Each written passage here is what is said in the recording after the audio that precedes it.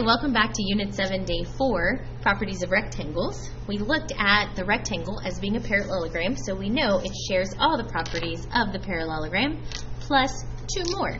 The first one is my consecutive angles are perpendicular, which means, my consecutive sides are perpendicular, which means all my corners are going to be 90, or right, and then my diagonals are congruent. So AC is the same length as BD, and since I know that they are also bisected, I end up with 4 little equal segments.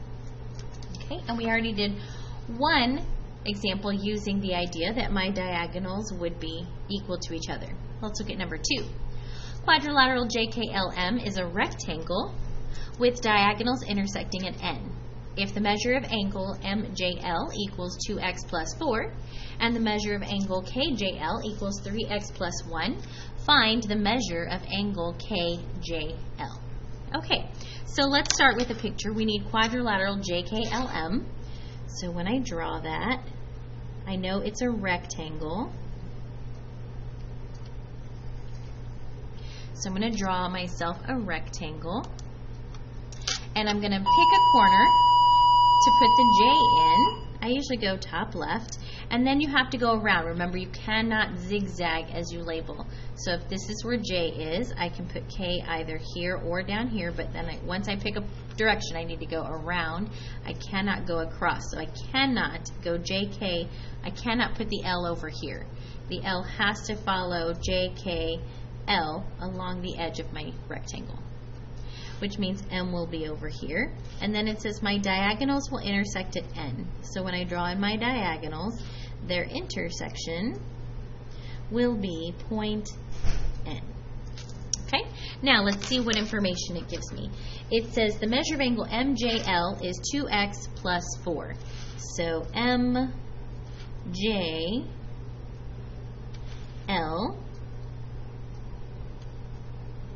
is this angle right here, and it is 2x plus 4.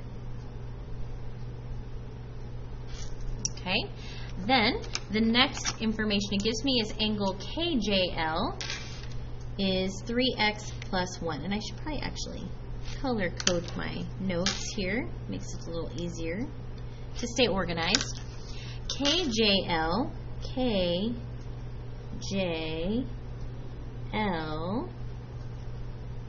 is going to be this side right here, and this angle is 3x plus 1. Okay, now it's really tempting to set those two angles equal to each other, to say that the measure of angle MJL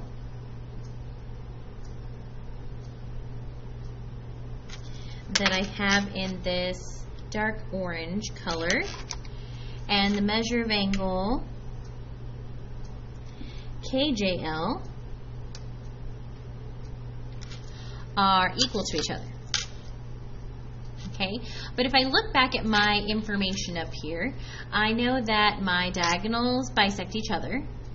Okay, I know, and are congruent. I know that the diagonals bisect each other. I know my angles are 90, but nowhere have we talked about what happens in the corner when a diagonal hits that corner. Okay, we've never talked about what happens with that. Okay, we've never said that that corner is going to be divided in half into 2 equal pieces. And in fact, I went ahead and drew myself a little rectangle here. It's a really long rectangle to illustrate why we haven't talked about that yet.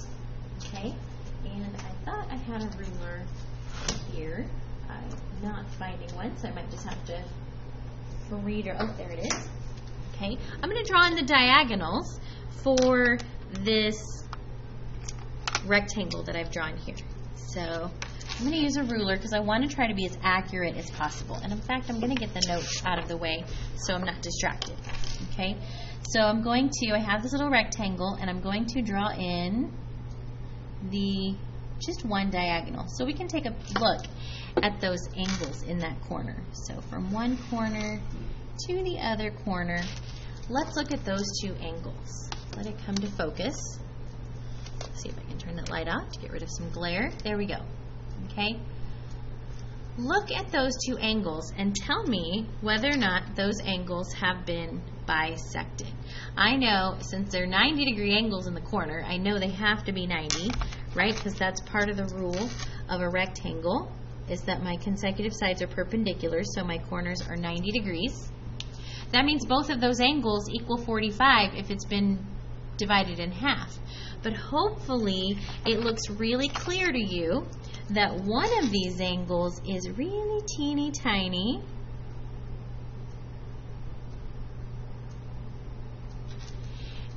whereas the other angle is really, really big. And not really big, they're both still acute, but look how much bigger this pink angle is than that teal angle, right? So these two angles in a rectangle, when you draw your diagonal in, it's not necessarily going to divide that corner in half, right? But I do know that together, that teal angle and that pink angle, I know how much they make together, right? Because the angle has to be right. So together, those two angles are 90 degrees. So let's look at that in our notes. Okay, so I'm not going to be able to say that those two angles equal each other. Okay, there's no way for me to know that those two angles equal each other. But what I do know is I do know those two angles are not necessarily equal, but I do know that they add up to 90. I know they're complementary because they have to make this whole 90-degree corner, right? So I know together they make 90 degrees. So if I take that dark orange angle, that 2x plus 4, and I take that olive green angle, the 3x plus 1, I'm not going to put an equals in between them. I'm going to say together they have a sum of 90 degrees. They're complementary. Now I can combine my like terms and then finish solving to find x. When I combine my like terms, I have 2x and 3x, and I have 4 plus 1.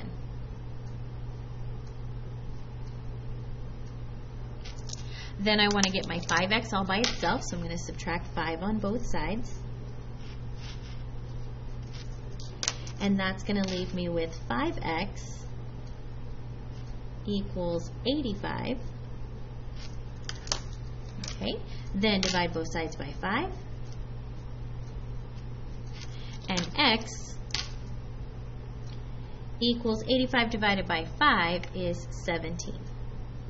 And is that what I'm trying to find? It says to find the measure of angle KJL is what I'm actually trying to find here. So I need to plug in that 17 into KJL.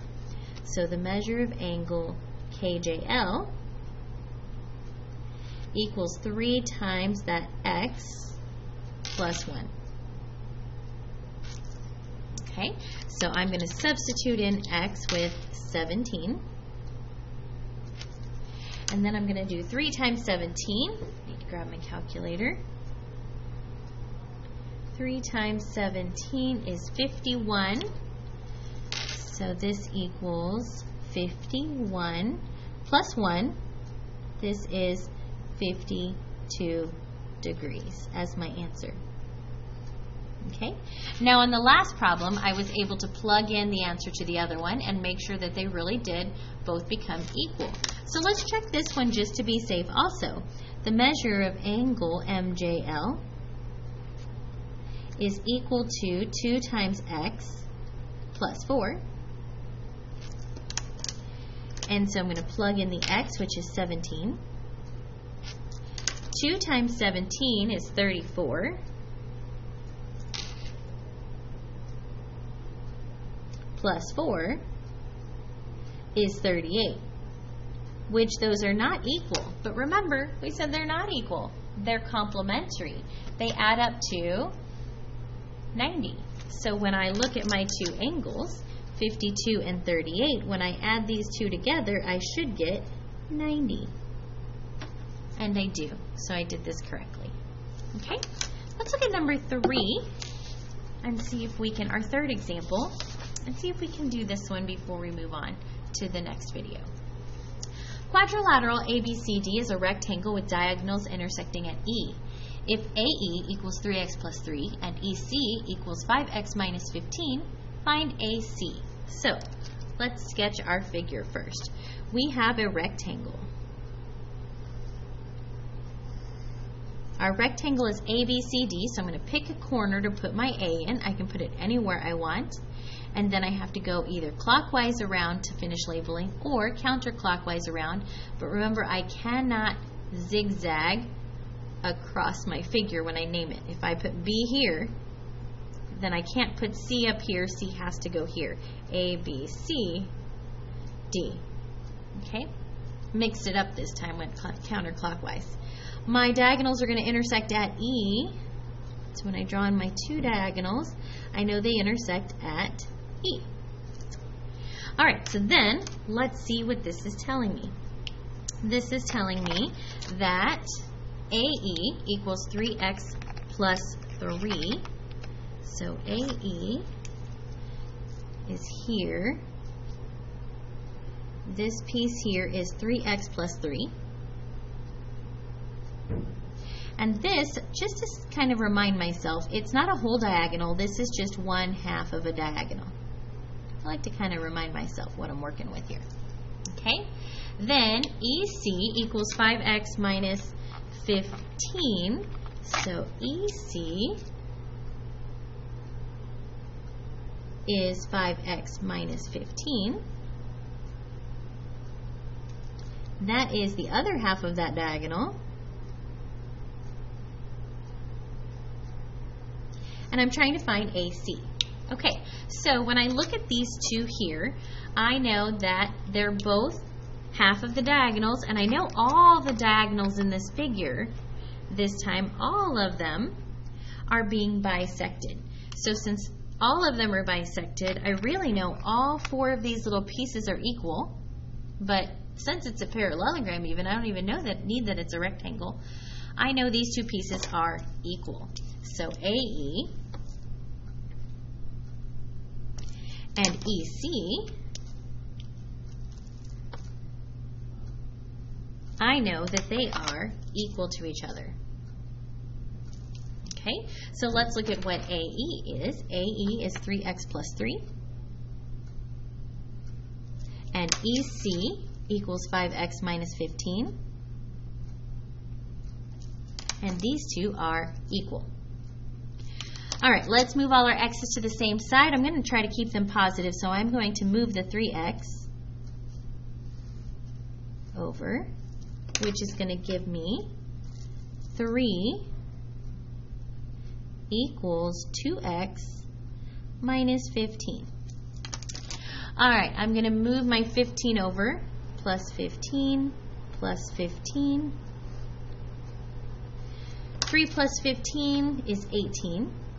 Equals 2x plus 0 is just 2x. Divide both sides by 2. And 18 divided by 2 is 9, and that equals 1x. Let's see what it's asking me to find. It says to find AC. Well, AC is really the whole diagonal. So I need to find both pieces and add them together. Now both pieces should be equal. So once I find AE, I should get the exact same answer for EC. 3x plus 3, where x is 9. So this one's going to be 3 times 9 is 27, plus 3. So AE is 30, but again, AE is not what I'm looking for. I'm looking for AC. And then EC should also be 30, but it's good to check, right? 5 times x minus 15. X is 9. So I'm going to end up with 5 times 9 is 45, minus 15 is also 30, so we're good, right? They both equal each other. And if I'm trying to find AC are my two diagonals together. My segment addition postulate says it's going to be this AE, which we know is 30, plus it's going to be the EC, which we know is also 30. Right? This side we found to be also 30. Thank goodness they were the same. We can feel confident about our math skills. And we know that that whole length then is 60. Okay? All right, come on back for the next video so that we can look at number 4 and number 5. Examples 4 and examples 5. If you have any questions about any of these problems, make sure you're joining your sync time and getting them answered by your teacher. All right? Thank you so much for watching.